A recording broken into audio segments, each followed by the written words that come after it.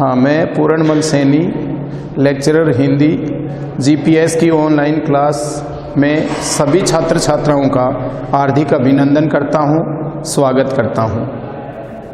आज हम अध्याय 5 में वीर रस के कवित्त भूषण के द्वारा जो लिखे गए हैं उनमें छंद की अगली श्रृंखला में आज हम विस्तृत रूप से अध्ययन करने जा रहे हैं। Thank you. देखिए, यहाँ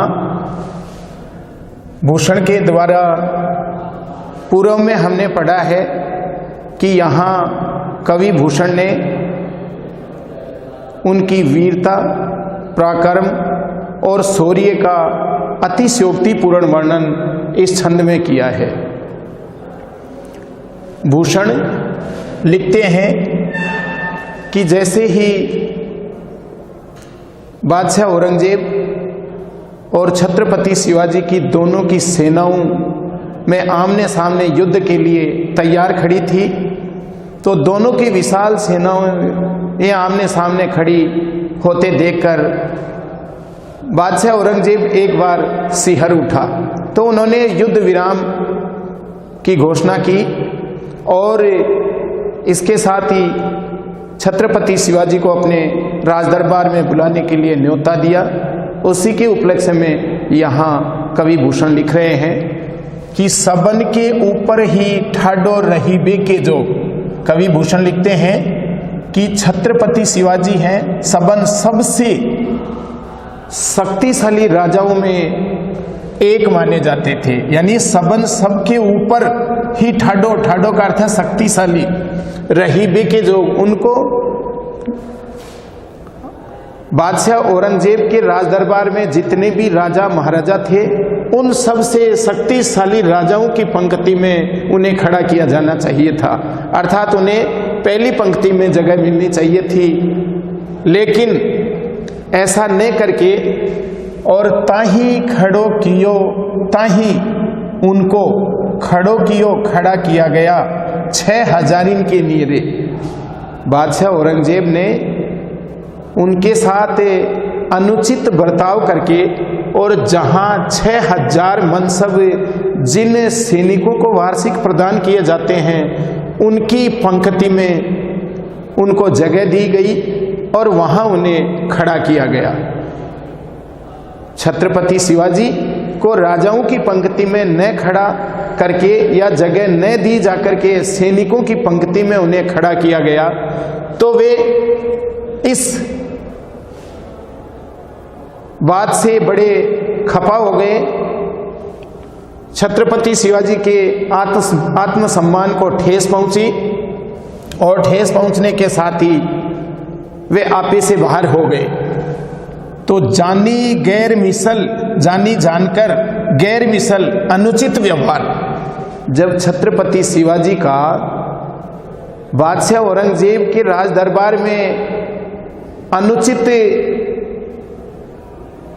बर्ताव और व्यवहार देखने को मिला या उनका सम्मान नहीं हुआ, उनके आत्मसम्मान को कड़ी ठेस पहुंची, इस पर वे बड़े क्रोधित हो गए और गुस्से से भर उठे, यानी गुस्साधारी मन में और अपने हृदय में अपार गुस्सा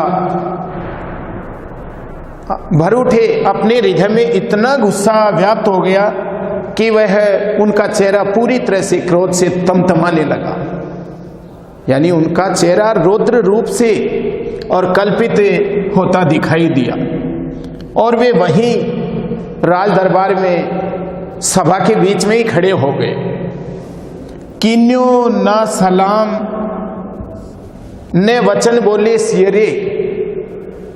महाराजा छत्रपति ने वहां खड़े होकर और क्रोध से उबलते हुए बादशाह को न तो सलाम किया और न ही विनम्र शब्दों में कहीं बोले, अपितु उनका रौद्र रूप दिखाई देने के साथ ही वे इस कदर बोलने लगे, आपे से बाहर होकर कुछ का कुछ बखान करने लगे। भूषणे भनते महावीर भलकन लाग्यो। भूषण लिख रहे हैं कि जैसे ही छत्रपति शिवाजी को इस बात का पता चलता है कि उनके साथ वहाँ दरबार में उचित व्यवहार न करके अनुचित व्यवहार किया गया है, तो गुस्से से भर कर के और वहाँ सिंह की भांति गर्जना करना शुरू कर देते हैं, बोलने लगते हैं। तो भूषण लिख रहे हैं कि उनको ऐसा प्रतीत हो रहा था कि महावीर, महान कोई शक्तिशाली वीर बोल रहा है। भलकण झलकता हुआ वहाँ ऐसे लग रहा था कि कोई शक्तिशाली वीर है, उसकी भांति गर्जना का स्वर सुनाई पड़ रहा था। इतने जोश और उत्साह से भरकर वहां शिवाजी राज दरबार में बोल रहे थे। उनके चेहरे पर इतना क्रोध झलक रहा था कि चारों ओर जो भी राज दरबार के जितने भी सदस्य थे या दरबारी थे, एक बार सोचने पर विवश हो गए थे। सारी पातशाही के उड़ाए गए जीरे, सारी पातशाही, पातशाही दरबारी, राज दरबार में लाखों की जो भीड़ बैठी थी, अपने आप एक बार उनका जीवन भी अस्थिर हो गया था। वे भी सोचने के लिए मजबूर हो चले थे कि अपने जीवन को कहां और सुरक्षा के लिए कहां लेकर चलें। एक ओर से भगदड़ मच गई थी उनमें, यानी सभी अपने अपने जीवन की सुरक्षा को लेकर के और एक बार शंकित हो उठे थे, शंका से भर उठे थे, क्योंकि वहां छत्रपति शिवाजी हैं पूरी तरह से और सिंह की भांति जब दहाड़ मार मार कर गर्जना कर रहे थे, तो अपनी ओजस्वी वाणी में उनका चेहरा तमतमाता हुआ देख करके सभी एक बार भयभीत हो उठे थे। राज दरबार में उनके सामने किसी की भी नजरें और प्रत्यक्ष रूप से सापेक्ष दिखाई नहीं दे रही थी। पूरी तरह से सभी एक और अस्थिर हो उठे थे। तमकते लाल मुख चमकते हुए, जैसे ही छत्रपति शिवाजी का चेहरा बिल्कुल पूरी तरह क्रोध से ऐसे आग की भांति, अंगारों की भांति दहकने लगता है, तो जैसे ही उन्होंने और सभी ने राज दरबार में उनके चेहरे की ओर दृष्टि डाली, तो एक बार सभी जितने भी दरबारी और सभासद और जो भी मंत्री थे, उनके पैरों तले की जमीन खिसक गई, अर्थात वे अस्थिर हो गए। वे भी सोचने को विवश और लाचार हो गए। उन्होंने भी सोचा कि अब क्या होगा, कैसे अपन सुरक्षित रह पाएंगे। स्याह मुख नौरंग, स्याह काला कहा जाता है। भूषण लिख रहे हैं कि जैसे ही छत्रपति शिवाजी का चेहरा रौद्र रूप से तमतमाता हुआ दिखाई दिया, तो नौरंग बादशाह औरंगजेब का मुख है काला पड़ गया, स्याह है काला।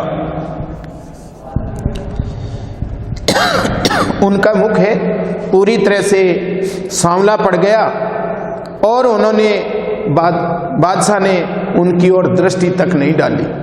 वे बिल्कुल उनकी नजरें एक ओर से हटा ली और सिपाही मुख पियरे पीला, सिपाहियों का मुख है वो भी भय से पीला पड़ जाता है।